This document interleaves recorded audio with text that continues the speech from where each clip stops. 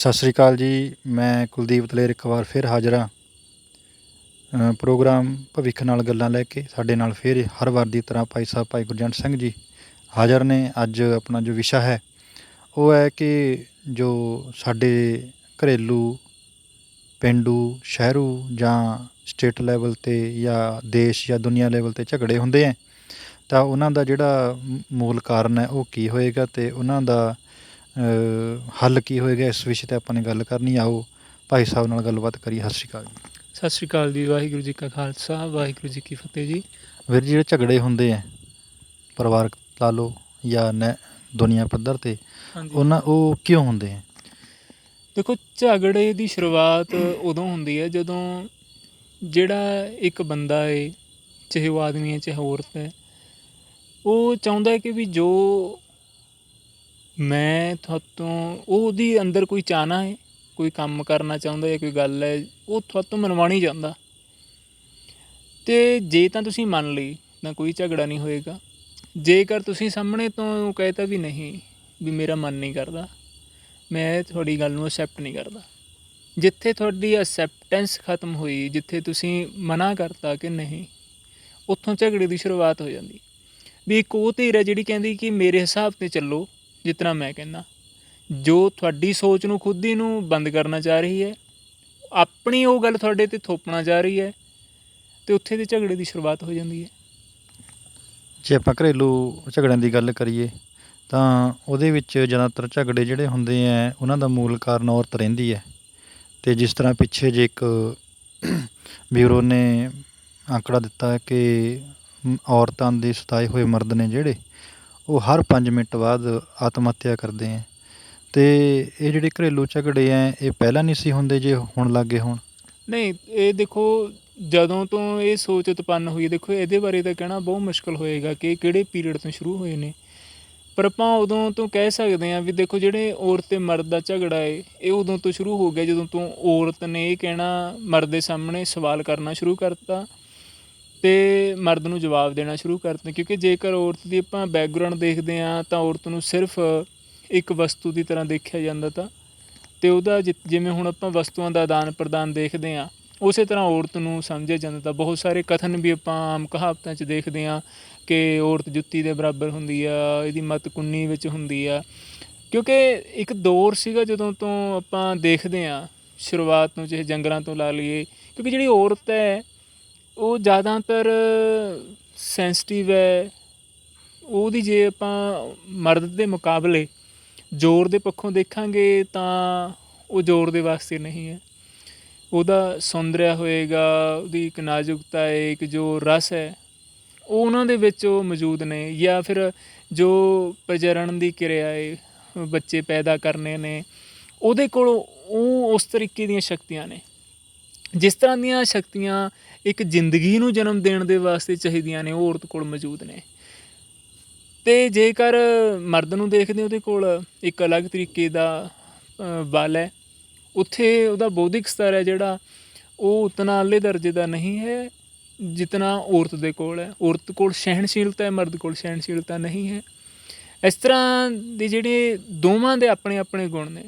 ਔਰਤ ਕੋਲ ਉਹ ਗੁਣ ਨੇ ਜਿਹੜੇ ਉਸ ਨੂੰ ਔਰਤ ਬਣਾਉਂਦੇ ਨੇ, ਮਰਦ ਕੋਲ ਉਹ ਗੁਣ ਨੇ ਜਿਹੜਾ ਉਸ ਨੂੰ ਮਰਦ ਬਣਾਉਂਦੇ ਨੇ। ਅਤੇ ਕਾਰਨ ਇੱਥੇ ਇਹ ਸ਼ੁਰੂ ਹੋ ਗਿਆ ਕਿ ਮਰਦ ਨੇ ਆਪ ਦੀ ਪਾਵਰ ਦਾ ਇੱਕ ਨਜਾਇਜ਼ ਫਾਇਦਾ ਚੱਕਿਆ, ਉਹਨੂੰ ਵਸਤੂ ਦੀ ਤਰ੍ਹਾਂ ਮੰਨਿਆ।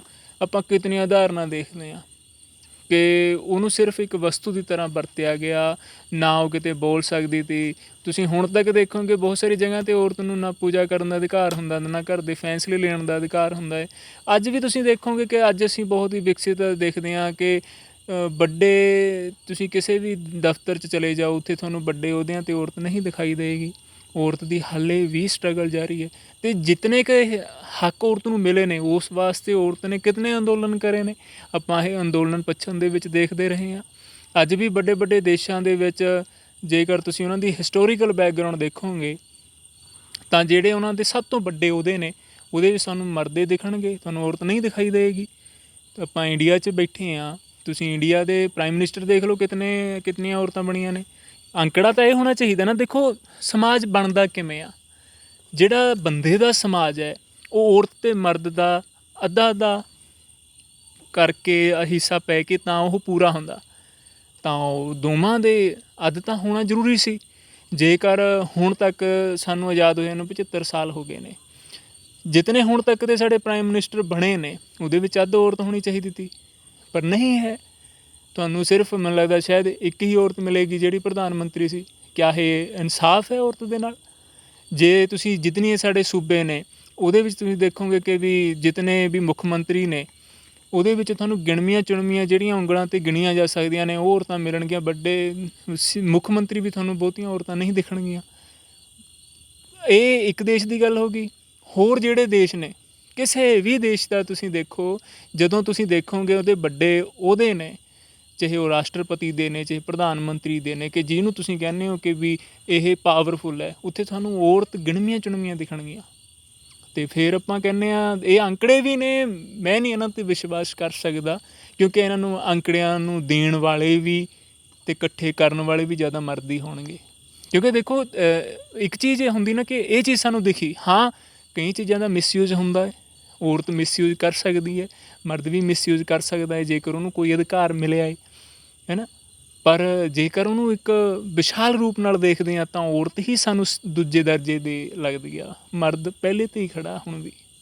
ਜਦੋਂ ਤੁਸੀਂ ਕਿਹਾ ਵੀ ਅਧਿਕਾਰਾਂ ਦੀ ਗੱਲ ਆਉਂਦੀ ਹੈ, ਜੇ ਜਦੋਂ ਅਧਿਕਾਰ ਉਹਨੂੰ ਮਿਲਦੇ ਹੈ ਤਾਂ ਤਕਰੀਬਨ 90% ਦੇਖਿਆ ਗਿਆ ਕਿ ਵੀ ਉਹ ਉਹਨਾਂ ਅਧਿਕਾਰਾਂ ਦਾ ਮਿਸਯੂਜ਼ ਕਰਦੀ ਹੈ। ਤਾਂ ਉਹ ਘਰੇਲੂ ਲੈਵਲ 'ਤੇ ਵੀ ਹੈਗਾ, ਜਿਵੇਂ ਕਹਿ ਲਓ ਵੀ ਪਿਤਾ ਚੜ੍ਹਾਈ ਕਰ ਗਿਆ ਤਾਂ ਹੁਣ ਪਾਵਰ ਮਾਂ ਕੋਲ ਆ ਗਈ, ਅਤੇ ਜਿਹੜੇ ਘਰੇਲੂ ਫੈਸਲੇ ਹੁੰਦੇ ਹੈ ਕਰਨ ਦੇ, ਅਤੇ ਉਹਨਾਂ ਘਰੇਲੂ ਫੈਸਲਿਆਂ ਦੇ ਵਿੱਚ ਉਹ ਆਪਣੀ ਗੱਲ ਮਨਾਉਣ ਵਾਸਤੇ ਬਹੁਤ ਜਿਹੜੀ ਛੜਯੰਤਰ ਕਹਿ ਲਓ ਜਾਂ ਉਹਦੀ ਜਿਹੜੀ ਬੁੱਧਿਕ ਪੱਧਰ ਹੈ ਉਹ ਮਰਦ ਦੇ ਲੈਵਲ ਦਾ ਨਹੀਂ ਹੁੰਦਾ, ਭਾਵੇਂ ਉਹ ਛੋਟੀ ਉਮਰ ਦਾ ਹੀ ਕਿਉਂ ਨਾ ਹੋਵੇ। ਉਹ ਜਦੋਂ ਉਹਨਾਂ ਨੂੰ ਅਧਿਕਾਰ ਮਿਲਦੇ ਆ ਤਾਂ ਜ਼ਿਆਦਾਤਰ ਉਹਦਾ ਉਹ ਮਿਸਯੂਜ਼ ਕਰਦੀ। ਇਸ ਤਰ੍ਹਾਂ ਕਿਉਂ ਹੁੰਦਾ ਹੈ? ਦੇਖੋ ਕੋਈ ਵੀ ਬੰਦਾ ਹੈ, ਉਹਦੇ ਕੋਲ ਉਹ ਆਪਣੀ ਬਰਾਬਰਤਾ ਵਾਸਤੇ ਉਹ ਜੱਦੋ ਜਹਿਦ ਕਰਦਾ। ਜਦੋਂ ਕਿਸੇ ਚੀਜ਼ ਜ਼ਿਆਦਾਤਰ ਦੇਖਿਆ ਗਿਆ ਕਿਸੇ ਨੂੰ ਕੋਈ ਚੀਜ਼ ਸਿੱਧੇ ਤਰੀਕੇ ਨਾਲ ਨਹੀਂ ਮਿਲਦੀ ਹੈ ਜਾਂ ਉਹਨੂੰ ਹਾਸਿਲ ਕਰਨੀ ਚਾਹੁੰਦਾ ਕਿਸੇ ਵੀ ਤਰੀਕੇ ਦੇ ਨਾਲ, ਤਾਂ ਫਿਰ ਉਹ ਜਿਹੜਾ ਇੱਕ ਆਪਾਂ ਮਾੜਾ ਰਸਤਾ ਕਹਿ ਦਿੰਦੇ ਜਿਹਨੂੰ, ਜਾਂ ਜਿਹਨੂੰ ਚਲਾਕੀ ਕਹਿ ਦਿੰਦੇ ਹਾਂ, ਉਹ ਫਿਰ ਉਹਨਾਂ ਚੀਜ਼ਾਂ ਨੂੰ ਬਣਨ ਲੱਗ ਜਾਂਦਾ। ਤੁਸੀਂ ਦੇਖੋ ਅੱਜ ਦੇ ਟਾਈਮ 'ਚ ਔਰਤ ਨੂੰ ਮਾਰ ਰਹੀ ਆ। ਆਪਾਂ ਕੁੱਖ ਦੇ ਵਿੱਚ ਦੇਖਦੇ ਹਾਂ ਕਿ ਕੁੜੀਆਂ ਮਰਦੀਆਂ ਨੇ, ਪਰ ਜਿਹੜੀ ਮਾਰਨ ਵਾਲੀ ਆ ਉਹਦੀ ਮਾਂ ਵੀ ਹੈਗੀ ਆ, ਉਹਦੀ ਉਸੇ ਛੋਟੀ ਬੱਚੀ ਜਿਹੜੀ ਹਾਲੇ ਪੇਟ ਦੇ ਵਿੱਚ ਹੈ, ਭਰੂਣ ਦੇ ਵਿੱਚ ਹੈ, ਤਾਂ ਉਹਦੀ ਇੱਕ ਪਾਸੇ ਦਾਦੀ ਦਾ ਵੀ ਹੱਥ ਹੈ, ਉਹਦੀ ਨਾਨੀ ਦਾ ਵੀ ਹੱਥ ਹੈ। ਪਰ ਜੇਕਰ ਤੁਸੀਂ ਉਹਨੂੰ ਦੇਖੋਗੇ ਤਾਂ ਉੱਥੇ ਜੱਦੋ ਜਹਿਦ ਪਾਵਰ ਦੀ ਹੈ, ਕਿਉਂਕਿ ਜੇਕਰ ਉਹ ਔਰਤ ਬੰਦੇ ਨੂੰ ਜਨਮ ਦੇਵੇਗੀ, ਨਰ ਨੂੰ ਜਨਮ ਦੇਵੇਗੀ, ਤਾਂ ਉਹਦਾ ਪਰਿਵਾਰ ਦੇ ਵਿੱਚ ਰੁਤਬਾ ਉੱਚਾ ਹੋਏਗਾ। ਤੁਸੀਂ ਇੱਕ ਪਰਿਵਾਰ ਦੇ ਵਿੱਚ ਦੋ ਜੀਆਂ ਨੂੰ ਦੇਖ ਲਿਓ, ਜੋ ਦੋ ਭਰਾ ਹੋਣਗੇ, ਇੱਕ ਦੇ ਕੋਲ ਕੁੜੀਆਂ ਹੋਣਗੀਆਂ, ਇੱਕ ਦੇ ਕੋਲ ਨਰ ਹੋਣਗੇ। ਜਿਹੜੀ ਦੇ ਕੋਲ ਮਾਦਾ ਨੇ ਉਹਦੀ ਕੋਈ ਇੱਜ਼ਤ ਨਹੀਂ ਹੋਏਗੀ, ਅਤੇ ਜਿਹਦੇ ਕੋਲ ਨਰ ਹੋਏਗਾ, ਕਿਉਂਕਿ ਨਰ ਨੂੰ ਹੀ ਪਰਿਵਾਰ ਨੂੰ, ਵੰਸ਼ ਨੂੰ ਅੱਗੇ ਚਲਾਉਣ ਵਾਲਾ ਮੰਨਿਆ ਜਾਂਦਾ ਹੈ। ਜਿਹੜੀ ਅੱਜ ਦਾ ਮਤਲਬ ਕਿ ਸਿਨੈਰੀਓ ਕਹਿ ਲਈਏ ਜਾਂ ਇੱਕ ਉਹ ਪ੍ਰਚਲਿਤ ਗੱਲ ਹੈ ਜਿਹੜੀ ਮੰਨੀ ਜਾਂਦੀ ਆ, ਉਹ ਇਹੀ ਬਣੀ ਵੀ ਆ। ਅਤੇ ਤੁਸੀਂ ਇਹ ਦੇਖੋ ਵੀ ਫਿਰ ਉਹ ਉਸੇ ਪਾਵਰ ਨੂੰ, ਮੇਨ ਤਾਂ ਉੱਥੇ ਗੱਲ ਹੈ ਤੁਸੀਂ ਆਪਣੇ ਆਪ ਨੂੰ ਪਾਵਰਫੁੱਲ ਦਰਸਾਉਣਾ ਚਾਹ ਰਹੇ। ਅਤੇ ਹੁਣ ਜੇਕਰ ਤੁਸੀਂ ਔਰਤ ਨੂੰ ਦੇਖਦੇ ਹੋ, ਜਿਹੜੇ ਕਲਚਰ ਦੇ ਵਿੱਚ ਆਪਾਂ ਹੁਣ ਬੈਠੇ ਹਾਂ, ਇੱਥੇ ਤੁਸੀਂ ਦੇਖੋਗੇ ਕਿ ਉਹ ਔਰਤ ਦੇ ਕੋਲ ਕਦੇ ਵੀ ਮਰਦ ਕਿਸੇ ਦੇ ਘਰੇ ਵਿਆਹ ਕੇ ਨਹੀਂ ਜਾਂਦਾ ਹੈ। ਕਿਉਂ ਮਰਦ ਨਹੀਂ ਜਾ ਸਕਦਾ ਹੈ ਔਰਤ ਦੇ ਕੋਲ ਵਿਆਹ ਕੇ? ਔਰਤ ਹੀ ਕਿਉਂ ਮਰਦ ਕੇ ਕੋਲ ਆਉਂਦੀ ਹੈ? ਗੱਲ ਹੈ ਸੋਚਣ ਵਾਲੀ। ਹੁਣ ਤੱਕ ਸਿਰਫ ਵਿਆਹ ਕੇ ਔਰਤ ਆ ਰਹੀ ਹੈ। ਔਰਤ ਪਹਿਲਾਂ ਆਪਣੇ ਘਰੇ 20-25 ਸਾਲ ਉੱਥੇ ਜਿਉਂਦੀ ਆ, ਜੰਮਦੀ ਆ, ਪਲਦੀ ਆ, ਅਤੇ ਫਿਰ ਉਹ ਆਪ ਦਾ ਇੱਕ ਘਰ ਛੱਡ ਕੇ ਦੂਜੇ ਘਰ ਆਉਂਦੀ ਆ। ਇਸ ਤਰ੍ਹਾਂ ਕਿਉਂ ਹੁੰਦਾ ਹੈ? ਅਤੇ ਜਿਸ ਤਰ੍ਹਾਂ ਤੁਸੀਂ ਕਿਹਾ ਵੀ ਮਿਸਯੂਜ ਹੁੰਦਾ ਹੈ ਅਤੇ ਮਰਦ ਨੂੰ ਵੱਧ ਅਧਿਕਾਰ ਮਿਲਦੇ ਹੈ, ਜਾਂ ਬੱਚਾ ਜੰਮਣ 'ਤੇ ਜੇ ਬੱਚਾ ਉਹ ਮੁੰਡਾ ਹੁੰਦਾ ਹੈ ਤਾਂ ਉਹ ਆਪਣੇ ਆਪ ਨੂੰ ਮਤਲਬ ਗਰਵ ਮਹਿਸੂਸ ਕਰਦਾ ਹੈ। ਇਹਦੇ ਵਿੱਚ ਜਿਹੜੇ ਮਰਦ ਹੁੰਦੇ ਆ ਵੱਡੇ, ਮੰਨ ਲਓ, ਜਾਂ ਉਸ ਬੱਚੇ ਦਾ ਪਿਓ, ਦਾਦਾ ਜਾਂ ਨਾਨਾ ਹੁੰਦਾ ਹੈ, ਅਤੇ ਉਹ ਫਿਰ ਇਹਨਾਂ ਨੂੰ ਔਰਤਾਂ ਨੂੰ, ਜਿਸ ਤਰ੍ਹਾਂ ਤੁਸੀਂ ਕਹਿੰਦੇ ਭਰੂਣ ਹੱਤਿਆ ਹੁੰਦੀ ਉਹਦੇ ਵਿੱਚ ਹੱਥ ਹੁੰਦਾ ਹੈ, ਤਾਂ ਉਹਨਾਂ ਨੂੰ ਕਿਉਂ ਨਹੀਂ ਕਹਿੰਦੇ ਹੈਗੇ ਭਾਈ ਤੁਸੀਂ ਮਤਲਬ ਇਹ ਇਸ ਤਰ੍ਹਾਂ ਨਾ ਕਰੋ, ਵੀ ਭਰੂਣ ਹੱਤਿਆ ਨਾ ਕਰਾਓ, ਜਾਂ ਉਹਨਾਂ ਦੀ ਚੱਲਦੀ ਨਹੀਂ ਹੈਗੀ ਆ, ਇਸ ਤਰ੍ਹਾਂ ਮਹਿਸੂਸ ਹੁੰਦਾ ਹੈ? ਨਹੀਂ, ਚੱਲਣ ਵਾਲੀ ਗੱਲ ਨਹੀਂ, ਕਿਉਂਕਿ ਜਿਹੜਾ ਮਰਦ ਵੀ ਹੁੰਦਾ ਹੈ, ਮਰਦ ਵੀ ਸਮਾਜ ਦੇ ਵਿੱਚ ਜਕੜਿਆ ਹੁੰਦਾ ਹੈ, ਕਿਉਂਕਿ ਇਹ ਕਲੈਕਟਿਵ ਸੋਚ ਹੁੰਦੀ ਕਦੇ ਵੀ ਕਿਸੇ ਸਮਾਜ ਦੀ। ਆਪਾਂ ਬੈਠੇ ਹਾਂ ਇੱਥੇ, ਆਪਾਂ ਸੋਚਦੇ ਹੋਵਾਂਗੇ ਵੀ ਜਿਹੜੀਆਂ ਇਹ ਗੱਲਾਂ ਕਰਦੇ ਹਾਂ, ਕਿਉਂਕਿ ਹੁਣ ਜਿਹੜੀਆਂ ਆਪਾਂ ਗੱਲਾਂ ਕਰਦੇ ਨੇ ਸਮਾਜ ਦੇ ਦਾਇਰੇ ਵਿੱਚ ਬੰਨੇ ਹੋਏ ਕਰ ਰਹੇ ਹਾਂ। ਜੇਕਰ ਇੱਥੇ ਸਮਾਜ ਦੀਆਂ ਬੰਦਿਸ਼ਾਂ ਨਾ ਹੁੰਦੀਆਂ ਤਾਂ ਮੇਰੀਆਂ ਇਹ ਗੱਲਾਂ ਨਹੀਂ ਹੋਣੀਆਂ ਤੀਆਂ। ਜੇ ਮੈਂ ਉਹ ਗੱਲਾਂ ਕਰ ਦੇਵਾਂ, ਹੁਣ ਇੱਥੇ ਕਰ ਦੇਵਾਂ ਕਿ ਉਹਨੂੰ ਖੋਲ੍ਹ ਕੇ ਮੈਂ ਰੱਖ ਦੇਵਾਂ, ਤਾਂ ਮੈਨੂੰ ਸਮਾਜ ਨੇ ਅਸੈਪਟ ਨਹੀਂ ਕਰਨਾ। ਠੀਕ ਹੈ ਨਾ। ਹੁਣ ਆਪਾਂ ਕੱਪੜੇ ਪਾ ਕੇ ਗੱਲ ਕਰ ਰਹੇ ਹਾਂ, ਕੱਪੜੇ ਆਪਾਂ ਨੇ ਤਾਂ ਪਾਏ ਹੋਏ ਨੇ ਕਿਉਂਕਿ ਸਮਾਜ ਕਹਿੰਦਾ ਕਿ ਤੁਸੀਂ ਕੱਪੜੇ ਪਾਉਣੇ ਆ। ਨਹੀਂ, ਆਪਾਂ ਨਗਨ ਵੀ ਬੈਠ ਸਕਦੇ ਤੇ, ਕਿਉਂਕਿ ਸਮਾਜ ਨੇ ਨਿਰਧਾਰਿਤ ਕਰਿਆ ਨਾ, ਜੰਮਦੇ ਕੱਪੜੇ ਪਾ ਕੇ ਤਾਂ ਨਹੀਂ ਹੈ ਆਪਾਂ। ਕਿਉਂਕਿ ਬਹੁਤ ਸਾਰੇ ਫੈਸਲੇ ਅਸੀਂ ਸਮਾਜ ਦੇ ਅਕੋਰਡਿੰਗ ਕਰਦੇ ਹਾਂ।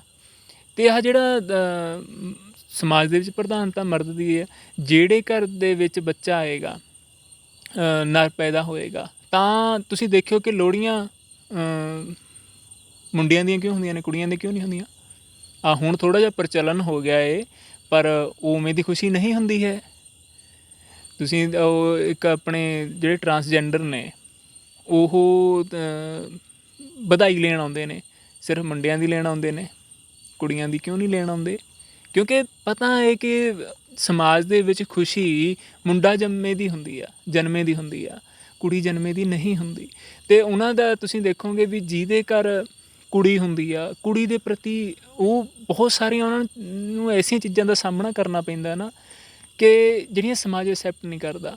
ਕੁੜੀ ਨੂੰ ਬਹੁਤ ਹੀ ਇਹਨਾਂ ਤਰੀਕਿਆਂ ਨਾਲ ਪਾਲਿਆ ਜਾਂਦਾ ਕਿ ਕੋਈ ਉਹਨੇ ਦੂਜੇ ਘਰੇ ਵਿਆਹ ਕੇ ਜਾਣਾ ਉਹ ਸਹੀ ਰਹੇ। ਕਿਉਂਕਿ ਜਦੋਂ ਅਸੀਂ ਕਬੀਲਿਆਂ ਦੇ ਵਿੱਚ ਵੱਸਦੇ ਸੀ ਤਾਂ ਜਿਹੜੀਆਂ ਔਰਤਾਂ ਸੀ ਉਹਨਾਂ ਨੂੰ ਚੱਕ ਕੇ ਲੈ ਕੇ ਚਲੇ ਜਾਏ ਕਰਦੇ ਤੇ, ਅਤੇ ਉਹਦੇ ਕਰਕੇ ਇਹ ਰਹਿੰਦਾ ਤਾਂ ਵੀ ਉਹਨਾਂ ਦੀ ਰੱਖਿਆ ਕਰਨ ਵਾਸਤੇ ਉਹਨਾਂ ਨੂੰ ਯਤਨ ਬਹੁਤ ਸਾਰੇ ਕਰਨੇ ਪੈਂਦੇ ਤੇ। ਅਤੇ ਇਹ ਵੀ ਕਾਰਨ ਆ ਕਿਉਂਕਿ ਜੇਕਰ ਨਰ ਹੋਣਗੇ ਤਾਂ ਉਹ ਚੰਗੇ ਤਰੀਕੇ ਦੇ ਨਾਲ ਉਹਨਾਂ ਦਾ ਇੱਕ ਦਬਦਬਾ ਹੋਏਗਾ, ਸ਼ਿਕਾਰ ਕਰਨ 'ਚ ਆਸਾਨੀ ਹੋਏਗੀ। ਜੇ ਔਰਤ ਹੋਏਗੀ ਤਾਂ ਉਹਦੀ ਰਾਖੀ 'ਤੇ ਉਹਨਾਂ ਨੂੰ ਟਾਈਮ ਵੇਸਟ ਕਰਨਾ ਪਏਗਾ। ਇਹ ਜਿਹੜੀ ਹੁਣ ਸੋਚ ਹੈ ਇਹ ਸਾਡੇ ਜੰਗਲਾਂ ਤੋਂ ਟਾਈਮ ਤੋਂ ਸਾਡੇ ਨਾਲ ਚੱਲੀ ਆ ਰਹੀ ਹੈ। ਭਾਵੇਂ ਸਾਡੇ ਵਿੱਚ ਬਦਲਾਵ ਆ ਗਿਆ, ਸਾਡਾ ਰਹਿਣ ਸਹਿਣ ਬਦਲ ਗਿਆ, ਪਰ ਸੋਚ ਨਹੀਂ ਬਦਲੀ। ਹੁਣ ਤਾਂ ਜਿਹੜਾ ਕੰਮ ਹੈ ਹੁਣ ਬੌਧਿਕ ਪੱਧਰ ਦਾ ਹੈ। ਹੁਣ ਤੁਸੀਂ ਦੇਖੋਗੇ ਕਿ ਅੱਜ ਦੇ ਟਾਈਮ ਦੇ ਵਿੱਚ ਜਿਹੜਾ ਕੰਮ ਔਰਤ ਹੈ, ਹੁਣ ਪੜ੍ਹਾਉਣ ਵਾਲਾ ਕੰਮ ਆ। ਪਹਿਲਾਂ ਔਰਤ ਨੂੰ ਪੜ੍ਹਾਉਣ ਦੇ ਇੱਕ ਟੀਚਰ ਬਣਨ ਵਾਸਤੇ ਕਿੰਨੀ ਆਪਣੇ ਇੰਡੀਆ ਦੇ ਵਿੱਚ, ਭਾਰਤ ਦੇ ਵਿੱਚ ਕਿੱਡੀ ਜੱਦੋ ਜਹਿਦ ਕਰਨੀ ਪਈ। ਅਤੇ ਹੁਣ ਜਦੋਂ ਦੇਖਿਆ ਸਮਾਜ ਨੇ ਵੀ ਐਕਸੈਪਟ ਕਰਿਆ ਕਿ ਵੀ ਪੜ੍ਹਾਉਣ ਵਾਲੀ ਜਿਹੜੀ ਪ੍ਰਕਿਰਿਆ ਵੀ ਔਰਤ ਵਧੀਆ ਢੰਗ ਨਾਲ ਪੜ੍ਹਾ ਸਕਦੀ ਆ ਮਰਦ ਦੇ ਮੁਕਾਬਲੇ, ਅਤੇ ਬੱਚੇ ਦਾ ਜਿਹੜਾ ਪਾਲਣ ਪੋਸ਼ਣ ਹੈ ਔਰਤ ਵਧੀਆ ਢੰਗ ਨਾਲ ਕਰ ਸਕਦੀ ਹੈ ਮਰਦ ਦੇ ਮੁਕਾਬਲੇ। ਹੁਣ ਦੋਵਾਂ ਦੇ ਆਪਣੇ ਆਪਣੇ ਰੋਲ ਨੇ, ਅਤੇ ਸਾਨੂੰ ਇਹ ਸਮਝਣਾ ਪਏਗਾ ਕਿ ਵੀ ਜਿਹੜਾ ਕੰਮ ਮਰਦ ਕਰ ਸਕਦਾ ਏ ਉਹ ਮਰਦ ਤਾਂ ਹੀ ਮਰਦ ਹੈ ਜੇਕਰ ਉਹ ਕੰਮ ਕਰ ਸਕਦਾ ਏ।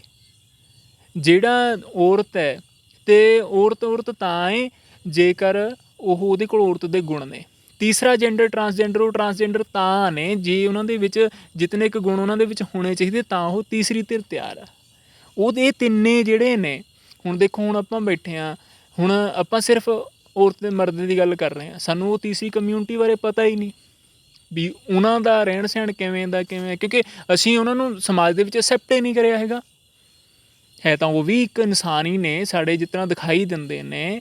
ਉਹਦਾ ਜ਼ਿਕਰ ਹੁਣ ਉਹਦੇ ਵਾਸਤੇ ਵੀ ਉਹਨਾਂ ਨੂੰ ਕਿੱਡੀ ਜੱਦੋ ਜਹਿਦ। ਆਪਾਂ ਤਾਂ ਹੁਣ ਸਿਰਫ ਔਰਤ ਦੀ ਗੱਲ ਕਰ ਰਹੇ ਹਾਂ, ਮਰਦ 'ਤੇ ਜ਼ੁਲਮ ਦੀ ਗੱਲ। ਤੁਸੀਂ ਉਹਨਾਂ ਬੰਦਿਆਂ ਨੂੰ ਦੇਖੋ ਕਿ ਜਿਹੜੇ ਨਾ ਔਰਤਾਂ ਵਿੱਚ ਆਉਂਦੇ ਨਾ ਬੰਦਿਆਂ ਵਿੱਚ ਆਉਂਦੇ ਨੇ, ਉੱਪਰ ਹੈ ਤਾਂ ਉਹ ਵੀ ਇਨਸਾਨ ਨੇ। ਜਿਹੜੀ ਉਹਨਾਂ ਦੇ ਨਾਲ ਜ਼ੁਲਮ ਹੁੰਦਾ ਏ ਜਾਂ ਉਹਨੂੰ ਰਹਿਣ ਸਹਿਣ ਦੇ ਵਿੱਚ ਉਹਨਾਂ ਨੂੰ ਮੁਸ਼ਕਿਲਾਂ ਆਉਂਦੀਆਂ ਨੇ, ਉਹ ਆਪਾਂ ਬਿਆਨ ਵੀ ਨਹੀਂ ਕਰ ਸਕਦੇ।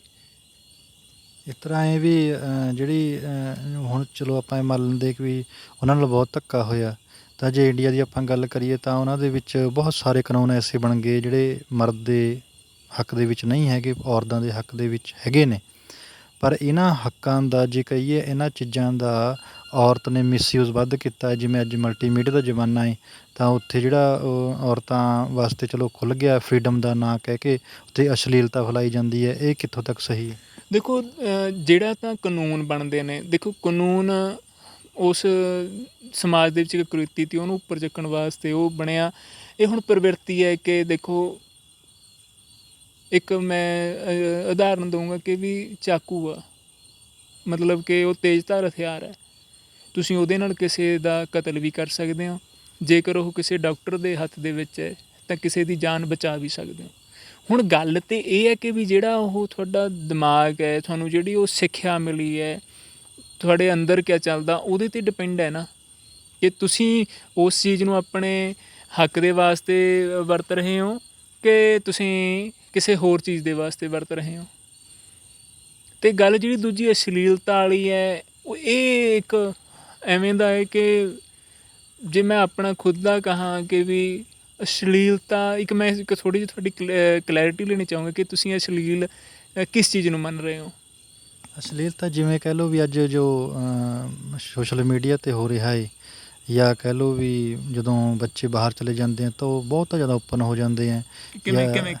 ਕਿਸ ਤਰੀਕੇ ਦਾ, ਮਤਲਬ ਕਿ ਕੱਪੜੇ ਹੀ ਕਹਿ ਲਓ ਛੋਟੇ ਪਾਉਣੇ, ਜਾਂ ਮਤਲਬ ਕਹਿ ਲਓ ਵੀ ਆਪਾਂ ਇਹ ਵੀ ਕਹਿ ਲਓ ਜਿਸ ਤਰ੍ਹਾਂ ਅਸੀਂ ਮਰਦ ਸਮਝਦੇ ਵੀ ਗਾਲਾਂ ਦਾ ਅਧਿਕਾਰ ਮਰਦ ਨੂੰ ਹੈ, ਜਾਂ ਬੀਬੀ ਗਾਲਾਂ ਕੱਢਣ ਲੱਗੀ ਤਾਂ ਉਹਨੂੰ ਅਸੀਂ ਅਸ਼ਲੀਲ ਮੰਨਦੇ ਹਾਂ। ਜਾਂ ਚਲੋ ਜਿਹੜਾ ਬੰਦਾ ਨਹੀਂ ਕੱਢਦਾ ਉਹਨੂੰ ਆਊਟ ਲੱਗੇਗਾ ਇਹ ਚੀਜ਼ਾਂ ਦੇ ਵੀ ਹਾਂ ਇਹ ਮੈਂ ਕਿਉਂਕਿ ਸੁਣੀਆਂ ਹੀ ਨਹੀਂ ਕਦੇ ਘਰ ਦੇ ਵਿੱਚ, ਪਰ ਉਹਨਾਂ ਨੂੰ ਦੇਖ ਕੇ ਜਿਹੜੇ ਨਵੀਂ ਜਨਰੇਸ਼ਨ ਹੈ ਉਹਨਾਂ ਨੂੰ ਦੇਖ ਕੇ ਉਹਨਾਂ ਦੇ ਮਨਾਂ ਦੇ ਜਿਹੜਾ ਅਸਰ ਪੈਂਦਾ ਹੈ ਉਹ ਗਲਤ ਜਾਂਦਾ ਹੈ।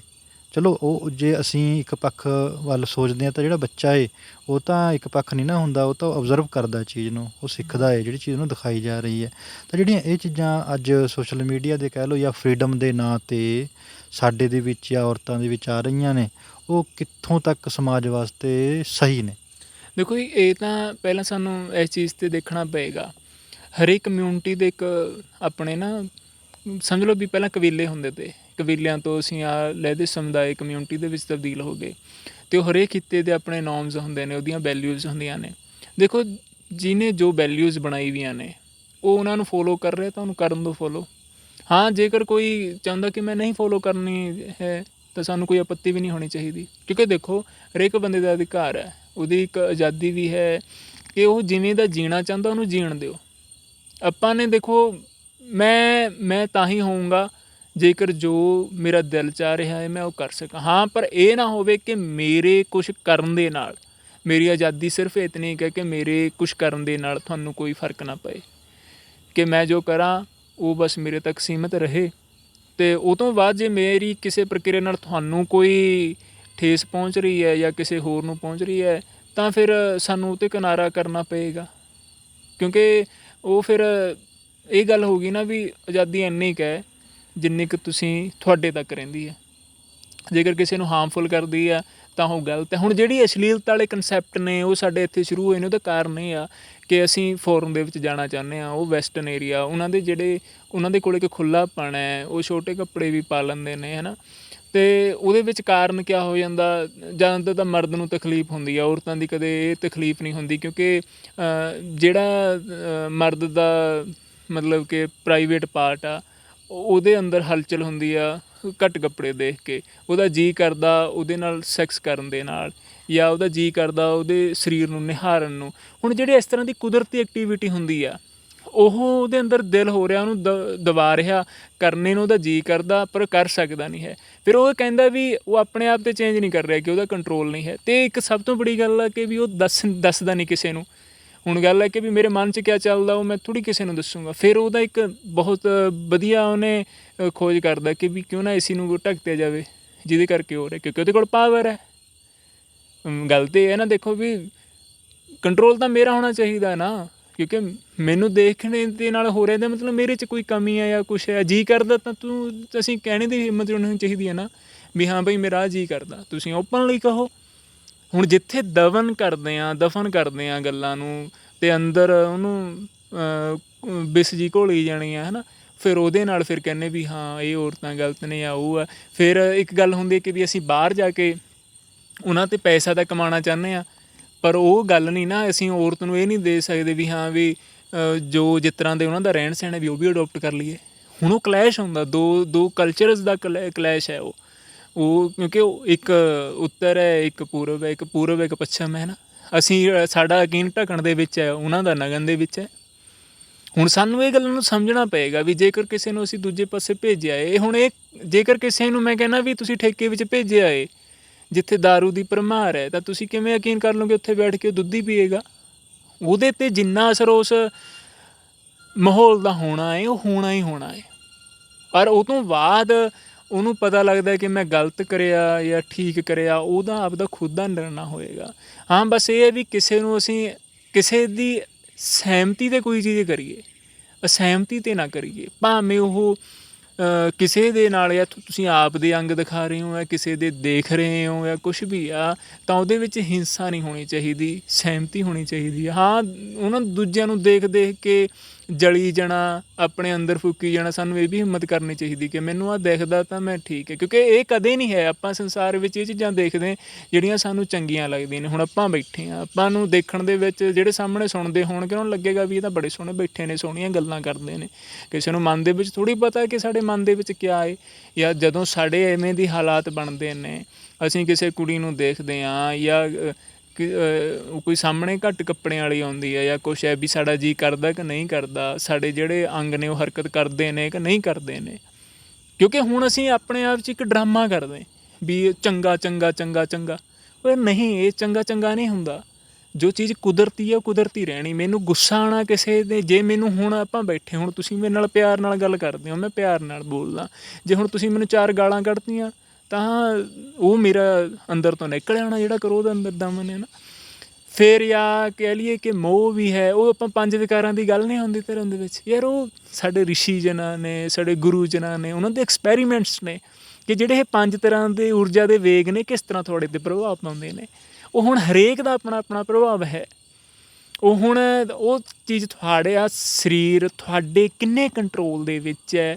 ਇਹ ਸਾਰੇ ਝਗੜੇ, ਇਹ ਸਾਰੀ ਅਸ਼ਲੀਲਤਾ, ਜਾਂ ਇਹਨੂੰ ਕੋਈ ਨਾਮ ਦੇ ਲਓ, ਉਹ ਸਾਰੇ 5 ਵੇਗਾਂ ਦਾ ਇੱਕ ਰੂਪ ਆਪਾਂ ਨੂੰ ਦਿਖਾਈ ਦਿੰਦਾ। ਉਹ ਜਿੰਨੇ ਕੁ ਸਾਡਾ ਆਪਣੇ ਆਪ 'ਤੇ ਕੰਟਰੋਲ ਹੋਊਗਾ ਉਨੇ ਸੋਹਣਾ ਸੰਸਾਰ ਹੋਊਗਾ। ਜਿੰਨਾ ਦੂਜੇ 'ਤੇ ਬਲੇਮ ਖੇਲੀ ਜਾਵਾਂਗੇ, ਦੂਜੇ 'ਚ ਨੁਕਸ ਕੱਢਣ ਦੇ ਵਿੱਚ ਦੇਖੀ ਜਾਵਾਂਗੇ, ਤਾਂ ਫਿਰ ਉਹਦੇ ਵਿੱਚ ਇਹ ਲੱਗੇਗਾ ਕਿ ਵੀ ਉਹਨੂੰ ਠੀਕ ਕਰਨਾ, ਉਹਨੂੰ ਠੀਕ ਕਰਨਾ। ਸਾਨੂੰ ਠੀਕ ਆਪਣੇ ਆਪ ਨੂੰ ਕਰਨਾ ਪੈਣਾ।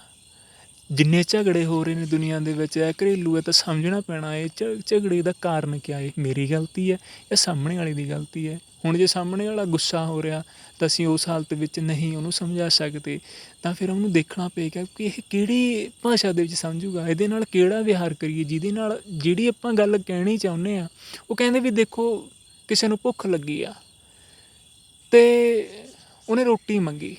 ਰੋਟੀ ਤੁਸੀਂ ਪਿਆਰ ਨਾਲ ਵੀ ਫੜਾ ਸਕਦੇ, ਭਗਾ ਕੇ ਮੂੰਹ 'ਤੇ ਵੀ ਮਾਰ ਸਕਦੇ।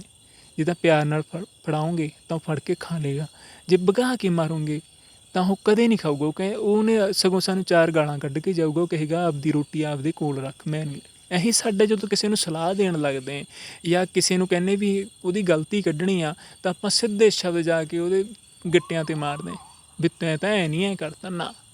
ਉਹਨੂੰ ਸਮਝਣਾ ਪਏਗਾ ਕਿ ਉਹ ਕਿਸ ਤਰ੍ਹਾਂ ਸਮਝੇਗਾ, ਉਹ ਕਾਰਨ ਕਿਹੜੇ ਹੋਏ ਨੇ। ਕਿਉਂਕਿ ਦੇਖੋ ਇਹ ਚੀਜ਼ਾਂ ਚੱਲਦੀਆਂ ਨੇ, ਊਰਜਾ ਦੇ ਵੇਗ ਜਾਂ ਉੱਪਰ ਥੱਲੇ ਹੁੰਦੇ ਰਹਿਣਗੇ। ਸਾਨੂੰ ਦੇਖਣਾ ਪਏਗਾ ਉਹਨਾਂ ਦਾ ਹੱਲ ਕਿਹੜੀ ਦਿਸ਼ਾ ਦੇ ਨਾਲ ਹੋਏਗਾ, ਤਾਂ ਦਿਸ਼ਾ ਬਦਲ ਜਾਏਗੀ। ਤਾਂ ਸਾਨੂੰ ਇਹ ਜਦੋਂ ਆਪਾਂ ਇਹਦਾ ਕਹਿ ਲਓ ਇੱਕ ਆਤਮਿਕ ਚਿੰਤਨ ਕਰਦੇ ਹਾਂ ਆਪਣੀਆਂ ਗਲਤੀਆਂ ਦਾ, ਜਾਂ ਜਿਹੜੇ ਤੁਸੀਂ ਗੱਲ ਕਰਦੇ ਵੀ ਸਾਨੂੰ ਆਪਣੇ ਆਪ ਨੂੰ ਸਹੀ ਕਰਨਾ ਪੈਣਾ, ਜਦੋਂ ਇਸ ਚੀਜ਼ ਦਾ ਆਪਾਂ ਆਤਮਿਕ ਚਿੰਤਨ ਕਰਦੇ ਹਾਂ, ਇੱਕ ਨਿਰਪੱਖ ਹੋ ਕੇ ਸੋਚਦੇ ਹਾਂ ਵੀ ਮੈਂ ਕਿਸੇ ਨਿਰਣੇ 'ਤੇ ਪਹੁੰਚਣਾ ਹੈ, ਮੈਂ ਕੋਈ ਫੈਸਲਾ ਲੈਣਾ ਹੈ, ਅਤੇ ਉਹ ਫੈਸਲਾ ਜਿਹੜਾ ਲੈਂਦੇ ਆ, ਮੰਨ ਲਓ ਪਹਿਲਾਂ ਤਾਂ ਆਤਮ ਚਿੰਤਨ ਹੋ ਗਿਆ, ਉਹਦੇ ਵਿੱਚ ਇੱਕ ਫੈਸਲਾ ਆ ਗਿਆ। ਜਦੋਂ ਉਹ ਫੈਸਲਾ ਅਪਲਾਈ ਕਰਨਾ ਹੈ, ਮਰਦ ਨੂੰ ਇਹ ਕਹਿ ਲਓ, ਜਦੋਂ ਫੈਸਲਾ ਉਹਨੇ ਆਪਣੇ 'ਤੇ ਅਪਲਾਈ ਕਰਨਾ ਹੈ, ਤਾਂ ਉਹਦੇ ਨਾਲ ਸਮਾਜਿਕ ਰਿਸ਼ਤੇ ਜਿਹੜੇ ਉਹ ਤਕਰੀਬਨ 90% ਟੁੱਟ ਜਾਂਦੇ ਹੈ। ਅਤੇ ਉਹਨੂੰ ਇਉਂ ਮਹਿਸੂਸ ਹੁੰਦਾ ਕਿ ਜਿਹੋ ਜਿਹਾ ਮੈਂ ਆਪਣੇ ਕਮਰੇ ਦੇ ਵਿੱਚ, ਆਪਣੇ ਘਰ ਦੇ ਵਿੱਚ ਇਕੱਲਾ ਹੈ, ਇੱਥੇ ਬੈਠ ਜਾਓ, ਚਾਹੇ ਤੁਸੀਂ ਜੰਗਲ ਦੇ ਵਿੱਚ ਜਾ ਕੇ ਬੈਠ ਜਾਓ, ਇੱਕੋ ਪੋਜੀਸ਼ਨ ਹੋ ਜਾਂਦੀ ਹੈ। ਤਾਂ ਫਿਰ ਜਦੋਂ ਇਹਨਾਂ ਚੀਜ਼ਾਂ ਮੈਨੂੰ ਐਂ ਲੱਗਦਾ ਵੀ ਐਂ ਕਹਿ ਲਓ ਵੀ ਸਮਾਜ ਤੋਂ ਇੱਕ ਟੁੱਟਣ ਦਾ ਢੰਗ ਹੈ। ਨਹੀਂ, ਕਦੇ ਵੀ ਟੁੱਟਦੇ ਨਹੀਂ ਹੈਗੇ ਜਦੋਂ ਆਪਾਂ ਆਪਣੇ ਆਪ ਦਾ ਗਹਿਨ ਉਹਦੇ ਨਾਲ ਚਿੰਤਨ ਕਰਦੇ ਨਾ। ਕਿਉਂਕਿ ਦੇਖੋ ਇੱਕ ਚੀਜ਼ ਬਾਰੇ ਗੱਲ ਕਰਨੀ ਅਤੇ ਇੱਕ ਦਾ ਪ੍ਰੈਕਟੀਕਲ ਕਰਨਾ। ਕਿਉਂਕਿ ਦੇਖੋ ਜਦੋਂ ਅਸੀਂ ਆਪਣੇ ਆਪ ਦੇ ਵਿੱਚ ਉਤਰਦੇ ਜਾਂਦੇ, ਕਿਉਂਕਿ ਦੇਖੋ ਨਾ ਜਿਉਂ ਆਪਾਂ ਆਪਣੇ ਵਿੱਚ ਉਤਰਾਂਗੇ ਤਾਂ ਅਸੀਂ ਸਾਰਿਆਂ ਨਾਲ ਅਟੈਚ ਹੋ ਜਾਂਦੇ। ਹੁਣ ਆਪਾਂ ਇੱਥੇ ਬੈਠੇ ਹਾਂ ਨਾ, ਆਪਣੇ ਆਲੇ ਦੁਆਲੇ ਆਪਾਂ ਬੈਠੇ ਹਾਂ ਅਤੇ ਇੱਥੇ ਬਨਸਪਤੀ ਵੀ ਹੈ, ਬਹੁਤ ਸਾਰੀਆਂ ਚੀਜ਼ਾਂ ਨੇ। ਹੁਣ ਸਾਡੇ ਕੋਲ ਕੁਛ ਕੁ ਚੀਜ਼ਾਂ ਆਪਾਂ ਆਪਣੀ ਗੱਲਾਂ ਦਾ ਆਦਾਨ ਪ੍ਰਦਾਨ ਕਰ ਰਹੇ ਹਾਂ, ਹੋਰ ਵੀ ਕਿੰਨੀਆਂ ਆਵਾਜ਼ਾਂ ਆ ਰਹੀਆਂ ਨੇ, ਸਾਨੂੰ ਨਹੀਂ ਪਤਾ। ਸਾਡੇ ਵਾਸਤੇ ਸਮਝ ਲਓ ਵੀ ਧੁਨੀ ਆ, ਉਹ ਸੰਗੀਤ ਆ, ਹੈ ਨਾ। ਅਤੇ ਇਸੇ ਤਰ੍ਹਾਂ ਵੀ ਕੋਈ ਵੀ ਕੰਮ ਵੀ ਜਦੋਂ ਉਹਦੀ ਗਹਿਰਾਈ 'ਚ ਉਤਰਦੇ ਜਾਵਾਂਗੇ ਤਾਂ ਕਿਤੇ ਨਾ ਕਿਤੇ ਜਾ ਕੇ ਸਾਨੂੰ ਉਹ ਚੀਜ਼ ਮਿਲ ਜਾਏਗੀ ਜਿਹੜੀ ਚੀਜ਼ ਦੀ ਅਸੀਂ ਭਾਲ ਦੇ ਵਿੱਚ ਉਤਰੇ ਹਾਂ। ਕਿਉਂਕਿ ਦੇਖੋ ਗੱਲ ਇਹ ਹੈ ਕਿ ਜਿਹੜਾ ਤੁਸੀਂ ਚਿੰਤਨ ਕਰ ਰਹੇ ਹੋ ਕਿਸ ਚੀਜ਼ ਨੂੰ ਲੈ ਕੇ ਕਰ ਰਹੇ ਹੋ। ਤੁਸੀਂ ਆਪਦੇ ਪਰਿਵਾਰ ਦਾ ਜਿਹੜਾ ਝਗੜਾ ਉਹਨੂੰ ਖ਼ਤਮ ਕਰਨਾ ਹੈ, ਜਾਂ ਤੁਸੀਂ ਆਪਣੇ ਜਿਹੜੇ ਤੁਹਾਡੇ ਦਿਮਾਗ ਦੇ ਵਿੱਚ ਝਗੜੇ ਚੱਲ ਰਹੇ ਨੇ। ਕਿਉਂਕਿ ਦੇਖੋ ਇੱਕ ਤਾਂ ਤੁਸੀਂ ਕਿਸੇ ਨਾਲ ਗੱਲਬਾਤ ਕਰ ਲਈ, ਇੱਕ ਜਿਹੜੀ ਆਪਣੇ ਆਪ ਦੇ ਨਾਲ ਤੁਸੀਂ ਗੱਲਾਂ ਬਾਤਾਂ ਦਿਮਾਗ 'ਚ ਚੱਲੀ ਜਾਂਦੀਆਂ ਨੇ ਕਿ ਮੈਂ ਉਹਨੂੰ ਇਹ ਕਹਿ ਦੂੰਗਾ ਤਾਂ ਉਹ ਵੀ ਕਹਿ ਦੂੰਗਾ, ਤਾਂ ਉਹ ਦਿਮਾਗ ਦੇ ਵਿੱਚ ਇੱਕ ਉਹ ਚੱਲ ਰਹੀ ਹੈ, ਇੱਕ ਡਾਇਲੋਗ ਚੱਲੇ ਰਿਹਾ ਕਿ ਤੁਸੀਂ ਉਹਨੂੰ ਖ਼ਤਮ ਕਰਨਾ ਚਾਹ ਰਹੇ ਹੋ। ਵਿੱਚ ਜਿਹੜੀ ਤੁਹਾਡੀ ਸਮਝ ਹੈ ਉਹ ਉਦੋਂ ਹੀ ਉਤਪੰਨ ਹੋਏਗੀ ਜਦੋਂ ਤੁਸੀਂ ਸ਼ਾਂਤ ਹੋਵੋਗੇ। ਉਹਦੇ ਵਿੱਚ ਐਂ ਵੀ ਨਾ, ਚਲੋ ਜਿੱਦਾਂ ਜਿੱਦਾਂ ਅਸੀਂ ਜੱਦੋ ਜਹਿਦ ਸਿਰਫ ਆਪਣੇ ਜੀਵਨ ਦੇ ਨਾਲ ਹੀ ਕਰ ਰਹੇ ਹਾਂ, ਜਿਸ ਤਰ੍ਹਾਂ ਤੁਸੀਂ ਕਹਿੰਦੇ ਆਪਣੇ ਨਾਲ ਹੀ ਡਾਇਲੋਗ ਚੱਲਦਾ ਹੈ, ਉਹਦੇ ਵਿੱਚ ਤਾਂ ਐਂ ਹੁੰਦਾ ਹੈ ਕਿ ਵੀ ਉਹਦਾ ਨਤੀਜਾ ਉਹ ਸਮਝਦਾ ਹੈ ਵੀ ਮੈਂ ਮੌਨ ਹੋ ਜਾਵਾਂ, ਵੀ ਮੈਂ ਬੋਲਣਾ ਹੀ ਬੰਦ ਕਰ ਦੇਵਾਂ, ਘੱਟ ਬੋਲੋ, ਟੂ ਦਾ ਪੁਆਇੰਟ ਬੋਲੋ। ਅਤੇ ਦੂਸਰਾ ਜੇ ਮੰਨ ਲਓ ਸਮਾਜਿਕ ਤੌਰ 'ਤੇ ਜਾਂ ਪਰਿਵਾਰਕ ਤੌਰ 'ਤੇ ਸੋਚਦਾ ਏ, ਤਾਂ ਉਹਦੇ ਕੋਲ ਇਹ ਹੱਲ ਨਿਕਲ ਕੇ ਆਉਂਦਾ ਕਿ ਇਹਨਾਂ ਲੋਕਾਂ ਨਾਲ ਮੈਂ ਰਿਸ਼ਤਾ ਨਾ ਰੱਖਾਂ ਜਿਨ੍ਹਾਂ ਦੇ ਨਾਲ ਮੈਨੂੰ ਕੋਈ ਸਮੱਸਿਆ ਬਣਦੀ ਹੈ। ਵੀ ਇਹ ਦੋ ਇਹ ਦੇਖੋ ਇਹ ਚੀਜ਼ ਹੈ ਨਾ, ਗੱਲ ਇਹਦੇ ਵਿੱਚ ਵੀ ਜਦੋਂ ਤੁਸੀਂ ਨਾ ਕਿਸੇ ਰਸਤੇ 'ਤੇ ਤੁਰਦੇ ਹੋ, ਹੁਣ ਆਪਾਂ ਗੱਲਬਾਤ ਕਰ ਰਹੇ ਹਾਂ, ਆਪਣੀ ਗੱਲਬਾਤ ਤਾਂ ਹੋ ਰਹੀ ਆ ਕਿ ਆਪਾਂ ਇੱਕ ਦੂਜੇ ਦੀ ਗੱਲ ਨਾਲ ਸਹਿਮਤ ਵੀ ਹੁੰਦੇ ਹਾਂ, ਇੱਕ ਦੂਜੇ ਦੇ ਪੱਖਾਂ ਤੋਂ ਜਾਣੂ ਵੀ ਹੁੰਦੇ ਹਾਂ। ਅਤੇ ਗੱਲ ਹੈ ਕਿ ਜਿੱਥੇ ਤੁਹਾਡੇ ਵਿਚਾਰ ਮਿਲਦੇ ਹੋਣਗੇ ਤੁਹਾਡਾ ਡਾਇਲੋਗ ਉੱਥੇ ਹੀ ਹੋਏਗਾ, ਉਹੀ ਤੁਹਾਡੇ ਸਾਥੀ ਹੋਣਗੇ। ਜਿੱਥੇ ਤੁਹਾਡੇ ਨਹੀਂ ਹੋਏਗੇ ਤੁਹਾਨੂੰ ਛੱਡਣ ਦੀ ਲੋੜ ਨਹੀਂ ਪੈਣੀ, ਤੁਹਾਨੂੰ ਜਿਹੜੇ ਉਸ ਚੀਜ਼ ਦੇ ਨਹੀਂ ਸਮਝਦੇ ਹੋਣਗੇ ਉਹ ਤੁਹਾਨੂੰ ਆਪ ਹੀ ਛੱਡ ਕੇ ਚਲੇ ਜਾਣਗੇ, ਜਾਂ ਤੁਹਾਨੂੰ ਤੁਹਾਡੇ ਨਾਲ ਵਰਤਣਾ ਉਹ ਆਪਣੇ ਆਪ ਹੀ ਘੱਟ ਕਰ ਦੇਣਗੇ। ਕਿਉਂਕਿ ਦੇਖੋ ਗੱਲ ਤਾਂ ਇਹ ਹੈ ਨਾ ਕਿ ਵੀ ਇੱਕ ਬੜੀ ਸੋਹਣੀ ਨਾ ਮਹਾਤਮਾ ਬੁੱਧ ਦੀ ਜਦ ਕਥਾਵਾਂ ਦੇ ਵਿੱਚ ਕਥਾ ਹੁੰਦੀ ਕਿ ਮਹਾਤਮਾ ਬੁੱਧ ਜੀ 'ਤੇ ਕੋਈ ਥੁੱਕਦਾ ਹੈ ਅਤੇ ਉਹ ਉਹਦਾ ਸ਼ੁਕਰੀਆ ਅਦਾ ਕਰਕੇ ਚਲੇ ਜਾਂਦੇ ਨੇ। ਆਨੰਦ ਉਹਨਾਂ ਨੂੰ ਕਹਿੰਦਾ ਕਿ ਵੀ ਤੁਸੀਂ ਕੋਈ ਰਿਐਕਟ ਨਹੀਂ ਕਰਿਆ, ਕਾਰਨ ਕਿਆ ਰਿਹਾ ਤੁਹਾਡਾ? ਉਹ ਕਹਿੰਦੇ ਯਾਰ ਮੈਂ ਨਹੀਂ ਲਿਆ ਉਹਦਾ ਥੁੱਕਿਆ, ਉਹਦਾ ਗੁੱਸਾ ਤਾਂ ਉਹ ਮੈਂ ਨਹੀਂ ਐਕਸੈਪਟ ਕਰਿਆ। ਕਹਿੰਦਾ ਪਿਛਲੇ ਪਿੰਡ ਦੇ ਵਿੱਚ ਆਪਾਂ ਨੂੰ ਕਿਸੇ ਨੇ ਪੁਰਸਕਾਰ ਦਿੱਤੇ, ਆਪਾਂ ਨੇ ਐਕਸੈਪਟ ਕਰੇ ਤਾਂ ਹੀ ਲਏ, ਅਤੇ ਮੈਂ ਉਹ ਜੋ ਮੈਨੂੰ ਦੇਣਾ ਚਾਹੁੰਦਾ ਤਾਂ ਮੈਂ ਨਹੀਂ ਐਕਸੈਪਟ ਕਰਿਆ। ਹੁਣ ਜਿਹੜੇ ਇਹ ਭਾਵ ਨੇ ਇਹ ਗੱਲਾਂ ਦੇ ਨਾਲ ਨਹੀਂ ਆ ਜਾਂਦੇ ਨੇ, ਇਹ ਸਾਡੀ ਜਿਹੜੀ ਮਨ ਦੀ ਸਥਿਤੀ ਹੈ ਉਹ ਚੰਚਲਤਾ ਤੋਂ ਜਦੋਂ ਮੁਕਤ ਹੁੰਦੀ ਆ, ਠਹਿਰਾਵ ਸਾਡੇ 'ਚ ਆਉਂਦਾ ਹੈ, ਉਦੋਂ ਉਤਪੰਨ ਹੁੰਦਾ। ਅਤੇ ਉਦੋਂ ਹੀ ਜਦੋਂ ਦੇਖੋ ਕਦੇ ਵੀ ਸਮੁੰਦਰ ਦੇ ਵਿੱਚ ਹਵਾਵਾਂ ਚੱਲਦੀਆਂ ਹੋਣ, ਜਵਾਰ ਭਾਟੇ ਉੱਠ ਰਹੇ ਹੋਣ, ਕਦੇ ਵੀ ਉਸ ਸਥਿਤੀ ਦੇ ਵਿੱਚ ਨਾ ਤਾਂ ਉਹਦੇ 'ਤੇ ਕੋਈ ਬੇੜਾ ਚੱਲਦਾ ਹੈ, ਨਾ ਹੀ ਕੋਈ ਜਿਹੜਾ ਤਾਰੂ ਆ ਉਹਦੇ ਅੰਦਰ ਜਾ ਕੇ ਕਿਸੇ ਚੀਜ਼ ਦੀ ਭਾਲ ਦੇ ਵਿੱਚ ਉਤਰਦਾ ਹੈ। ਜਦੋਂ ਸਮੁੰਦਰ ਸ਼ਾਂਤ ਹੁੰਦਾ ਹੈ ਉਦੋਂ ਹੀ ਜਿਹੜੇ ਜਹਾਜ਼ ਨੇ ਆਪਣਾ ਸਫ਼ਰ ਤੈਅ ਕਰਦੇ ਨੇ, ਜਿਹੜੇ ਤਾਰੀਆਂ ਲਾ ਕੇ ਅੰਦਰ ਤੋਂ ਕੁਛ ਲੱਭਣ ਦੇ ਵਾਸਤੇ ਤੁਰਦੇ ਨੇ ਉਹ ਵੀ ਸ਼ਾਂਤ ਸਮੁੰਦਰ ਵਿੱਚ ਹੀ ਜਾਂਦੇ ਨੇ। ਸਾਡੇ ਅੰਦਰ ਜਦੋਂ ਤੱਕ ਸ਼ਾਂਤੀ ਨਹੀਂ ਆਏਗੀ, ਜਿਹੜਾ ਸਾਡਾ ਵਿਚਾਰਾਂ ਦਾ ਉਥਲ ਪੁਥਲ ਆ ਉਹ ਨਹੀਂ ਰੁਕੇਗਾ, ਉਦੋਂ ਤੱਕ ਅਸੀਂ ਇਹਦੇ ਵਿੱਚੋਂ ਸਿਆਣਪ ਜਾਂ ਜਿਹੜੀ ਸਮਝ ਹੈ ਉਹ ਨਹੀਂ ਪੈਦਾ ਕਰ ਸਕਾਂਗੇ। ਸਾਡੀ ਜਿਹੜੀ ਚਲਾਕੀ ਹੈ ਉਹ ਸਾਨੂੰ ਹਰੇਕ ਟਾਈਮ 'ਤੇ ਧੋਖਾ ਦਿੰਦੀ ਰਹੇਗੀ।